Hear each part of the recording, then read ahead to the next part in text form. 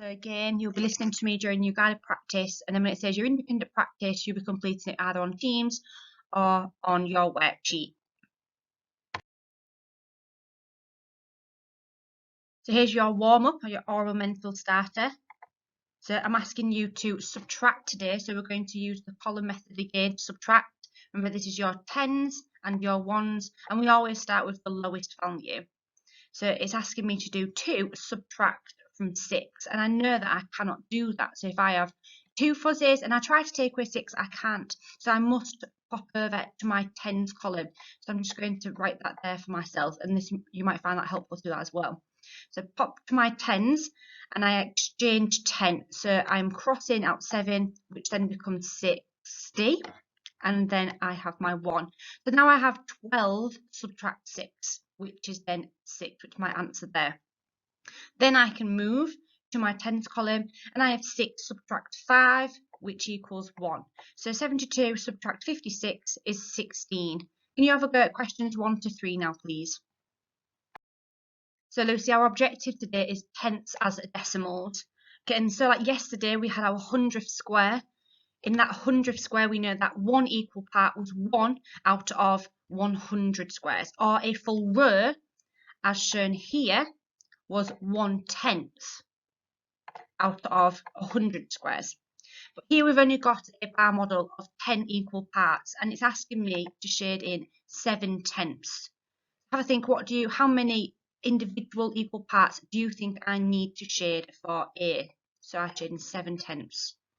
Yep, that's right, 7. So 1, 2, 3, 4, 5, 6, 7. So 7 equal parts are shaded out of a whole of 10. So that is 7/10. And as a fraction, that would look like that, sweetheart. Now I wonder now if you can have a go at 4/10 in your independent practice. Now just before you leave as well, you can see that C is 0.3. And it's a decimal, which makes this look a bit different. But I can tell you now that if A is 7/10, that also is equal to 0.7 as a decimal. So you've got it as a fraction and a decimal there. So knowing that, what would you think? How many parts would you need to shade for 0.3? Have a go at your independent practice now. Good luck. So again, this is more fluency, practicing this type of question, Lucy. So we've got to complete the table to show the fractions and decimals the bar models are representing. So you can see that our first bar model only has 1 equal part shaded out of 10. So as a fraction, I know that that's 1 shaded out of possible of 10 equal parts. And like on our previous slide, we know that that fraction then will also equal 0.1 as a decimal.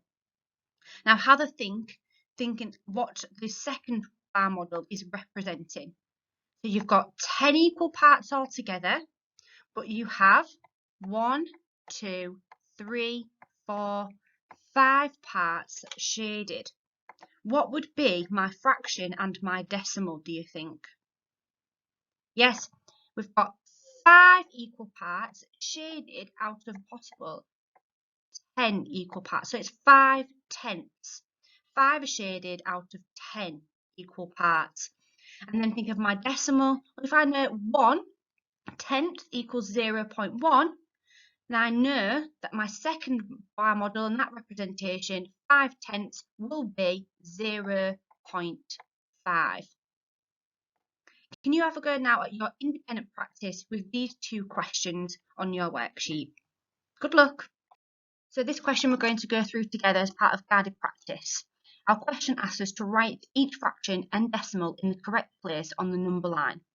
And we know that we've got 0 here and 1 here. So in between 0 and 1, we're going to have our decimal numbers. We've been given the numbers 2/10, 0.6, 9/10, and 0.1. Now you might look at this and think, oh my goodness, it's really tricky. But what's the difference is that it's a number line starting from 0 to 1. But what actually is the same is if I highlight for you, there are still 10 equal parts like you would see on a 100 square in one single row. So if you want to count with me, we've got 1, 2, 3, 4, 5, 6, 7, 8, 9, 10. There's still 10 equal parts. Now looking at our numbers, where do you think we would put 2/10? Then I have 0 here. So this would be 0.1 or 1/10. So if I move to my next integer, it will be 2/10. Where do you think then I will plot 0.6? You know that 0.2 or 2/10 is there. What would come after that? That would be 0.3, 0.4, 0.5, 0.6. Good, so 0.6 goes there. And that's also equivalent to what as a fraction? 6/10. We've also got 9/10. Where do you think that will be plotted? If we know we've got 1 here on our number line, yes, you're correct, it would go here, 0.9. And then if we added 0.1 again, it would be 1. Now, where do you think 0.1 will be plotted? If you know that 2/10 is equivalent to 0.2,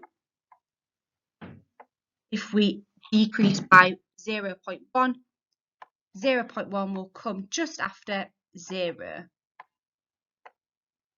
So do you see how the equal parts are just like the bar model, but it's just represented differently? So this question, Lucy, is asking us, what is the total value represented by each 10 frame? So in question A, you can see that we are counting in tens. And in our 10 frame, every single square has a counter in. So I have a 10 frame with every single square full with a counter. So I know I have 10 counters. So 10 lots of 10 is 100. Now, what do you think the answer could be for B and C? Now, B, you will maybe find a bit easy. C, you might find a bit more challenging. So I'll speak to you about that one. So you have 0.1. So you have 1/10. You've got 1/10, 2/10, 3/10, 4/10, 5/10, 6/10, 7/10, 8/10, 9/10. Now, if we revert back to our 100 square grid, and we know that one single row had 10 equal parts, and if every single square in the row was shaded, we had 1/10. But we know that 0.1 is 1/10. So if I've got 10 of 1/10, I actually have 1 whole. Just 1. And you have a go at your independent practice.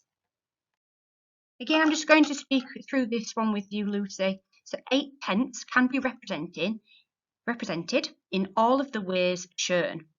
So if we look at A, we have a tens frame, and I have 1/10 or 0.1, 2/10, 3/10, 4/10, 5/10, 6/10, 7/10, 8/10, which is also the same as 0.8, which is 8/10. Is a fraction, 8/10. So I wonder, will C be 8/10? Will B be 8/10? And you can see that D is also 8/10. So these are different ways of how 8/10 or 0.8 can be represented. Do you think you could come up with a different representation? Well done for listening, Lucy.